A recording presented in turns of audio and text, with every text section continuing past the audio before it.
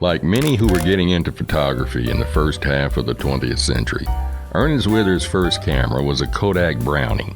His sister had bought it for her boyfriend. He didn't want the camera. Ernest asked her if she would give it to him, and she did.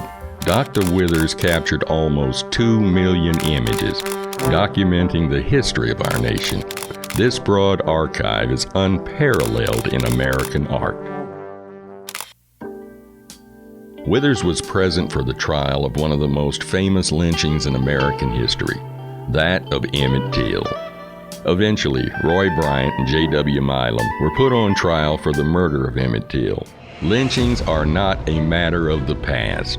If a lynching is an extrajudicial murder of someone, usually in a painful way and public setting, was not the strangling of Eric Gardner in the middle of a crowded New York street a lynching? I think it's really not that far-fetched at all to argue that people like George Floyd, who had a police officer's knee on his neck on the asphalt before he died of asphyxiation, to say that he was lynched. You know, regardless of whether or not he committed the crimes that the police officer suspected him of committing, it is not the police officer's duty to dole out punishment for that. You know, he should have been given a fair trial. And similarly, well, they didn't drag George Floyd behind a car or wrap him in barbed wire.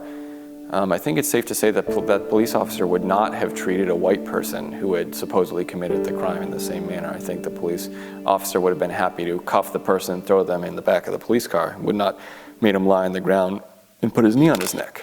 Knowing that this history is not only African-American history, but it's American history. And to see what a race of people went through and struggled, and to be captured through the lens of Dr. Ernest C. Withers, it can only not touch you. I mean, how can no one be touched by this?